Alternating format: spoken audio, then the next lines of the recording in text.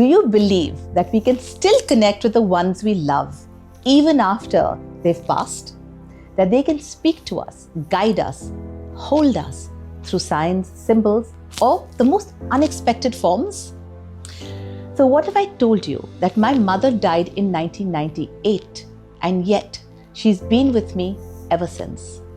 Every time I've broken down, faced a crossroad, felt lost, she shows up. Yes, in my dreams, yes, in my memories, but most importantly, through the Dragonfly. Not once, not twice, but again and always when I need her the most. It's not a coincidence, it's a connection, one that transcends time, space, and even death. In this video, I want to share something deeply personal. It's a story that began 25 years ago, but it continues to this day. It's a mystical bond that defies logic, but not love. Everyone who meets me wonders why I'm a Dragonfly girl. They show up on coasters in my home, on table mats, as wine openers, on cushions, on my jewelry like this, and even at times on my clothes. So let me tell you how this journey began. So you first have to understand the kind of human being that my mother was. She was a woman who was filled with incredible vivacity, incredible enthusiasm, passion, courage, and curiosity. She was always exploring realms beyond. She was very much into philosophy. She challenged conventions, challenged norms, lived this really full, wonderful life. And she used to always say, darling, we have these incredible lives. And what happens when we die? Our bodies are put into these soulless crematoriums, in these steel boxes. It goes in, wham, turns into a bunch of ash. It comes out. You do these mock ceremonies by putting it into the Ganges or the ocean, a sign of respect and tribute. But darling, what a stupid end to a beautiful life. I want to die in nature. Now my mother lived life on her own terms and she died on her own terms in 1998. She was basically en route to Kailash Mansarovar and there was a massive landslide in the middle of the night and boom, it was over. So now it's the year 2000 and we're coming out with a book on her incredible life because all our family members came to the conclusion that this life story must be told. Hang on. This life story called Timepass, essentially it's called Timepass because she said, my darling, there's a short journey between birth and death. It's called life. And all we have to do is time pass. And all we do is mess up the whole process. It's an incredible book. You must read it. It will challenge and change the way you view yourself, you view relationships, the way you look at life. So it's the year 2000 and we've decided that for the launch of this book, we're going to create a little film. The book is her talking in first person through all the memoirs we've compiled. And therefore, this film will be a compilation of all the interviews she's done over the years, talking about her journey from birth in some interviews to marriages, relationships, etc. So I'm sitting with the director, Lalita Ajgaonkar. I'm very much pregnant with my son, Omar, and we're sitting by the bay windows of my home on the 12th floor, a penthouse in Mumbai city. And as I'm talking to him very emotionally, very excitedly, very passionately about the kind of human being my mother was, so you would understand her spirit and understand her tenacity, and that it should reflect not just as some boring documentary, a narrative of her life.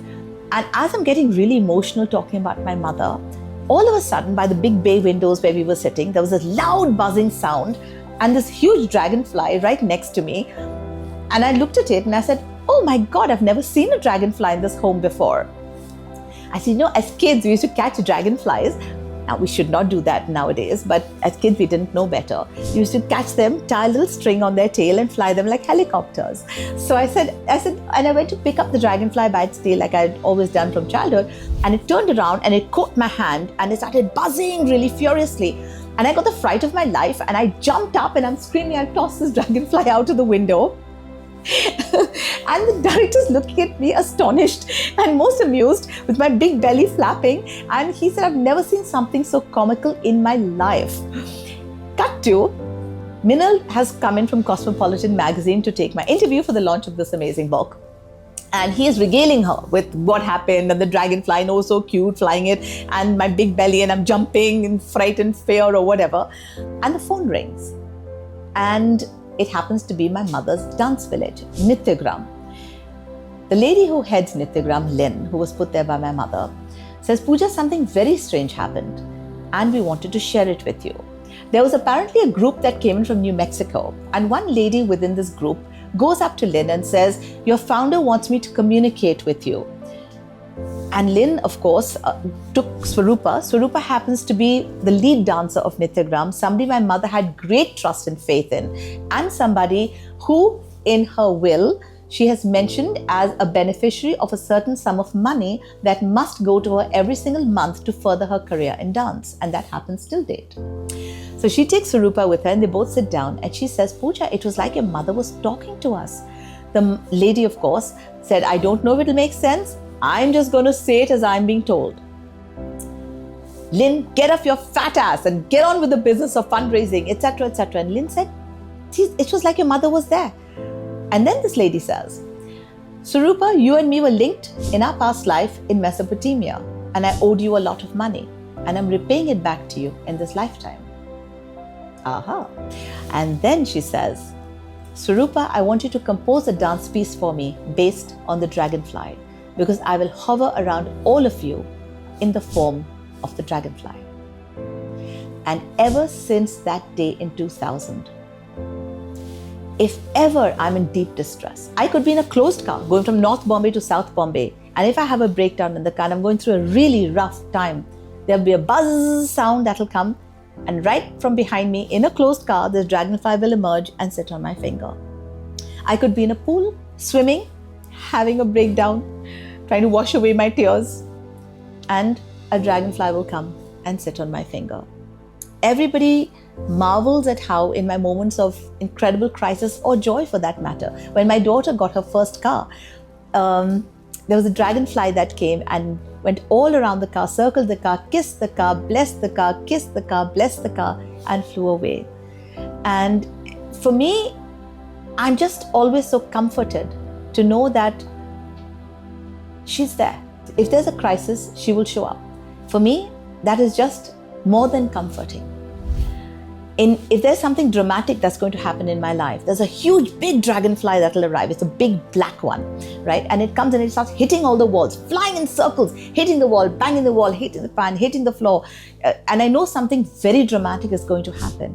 I'm always trying to figure out what the Dragonfly is trying to tell me whenever it comes to me, whenever it comes and sits on my finger. What is coming up for me? What should I know? What should I be looking out for? What should I be looking forward to?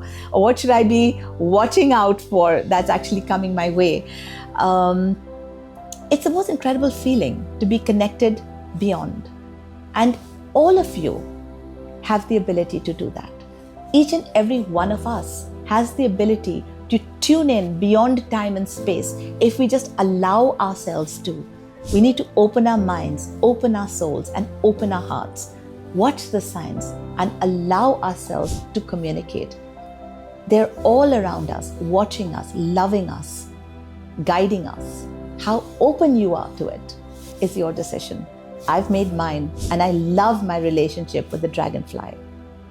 I thought I'd share it with you, not just because it's special to me, but I'm sure in some way, if you open your hearts, this entire conversation would be so meaningful to you as well.